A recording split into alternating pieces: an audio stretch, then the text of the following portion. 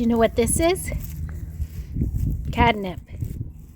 Cataria nepeta cataria. That's what it is.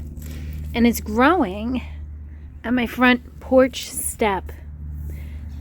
I believe I had a pot over here in the bed with some catnip. And plants have a mind of their own. They go and they spread. So I'm going to dig up this catnip and divide it into little plant potters and share it with my friends. So here's the catnip. It smells so good. I had a hard time getting it out because there was a lot of rocks and it was like wedged in there. But it's in the mint family. Mints are easy to transplant. They make little roots and runners. So I have a feeling that this will transplant and wind up growing, even though I don't have a long root. I have just like a little stub of a root. I just got to put it in soil and make sure it's watered. I'm using some potting soil. It's not topsoil because topsoil is a little bit too hard.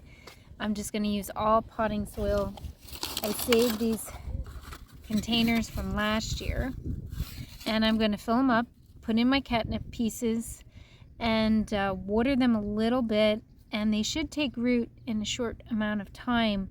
And then they can be transplanted to other garden beds or to pots. And then after a few months, it'll be ready to cut and to use. Transplanted these little catnip sprouts.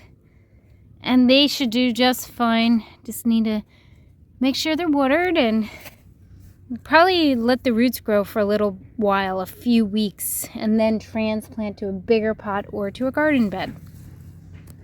Now I have some other little 4-packs ready. I'm going to plant some seeds. I'm going to plant some nettle and some St. John's wort. And these are going to sprout inside in my sun porch.